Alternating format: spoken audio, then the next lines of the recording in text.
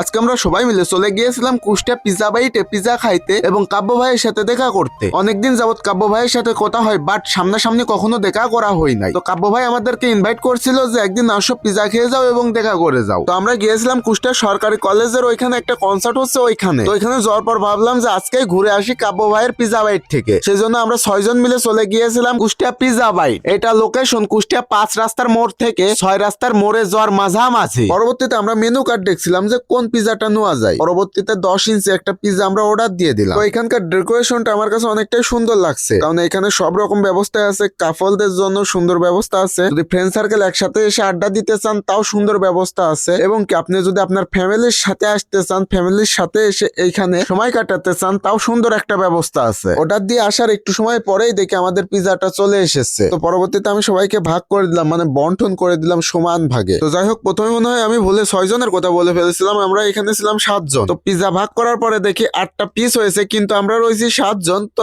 1 piece বেঁচে গিয়েছিল। এখন এই 1 পিস নিয়ে আমরা একটা কন্টেন্ট তৈরি করলাম। পরবর্তীতে এই 1 পিস আমরা কাব্য ভাইকে দিলাম, কারণ খাইতে হলে সবাই সমান ভাগে ভাগ করে খাইতে হবে। তো আমরা ভিডিওটা সুন্দরভাবে অভিনয় করে শেষ করলাম। পরবর্তীতে আমার শেষের রিয়াকশনটা দেখে সবাই হেসে দিল, কারণ আমাদের এটা একটা ফানি কন্টেন্ট ছিল।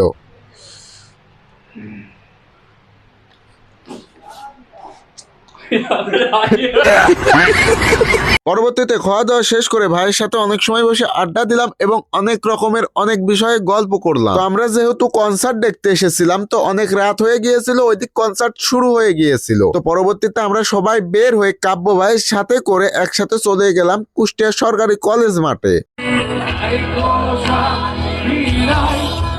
দেখো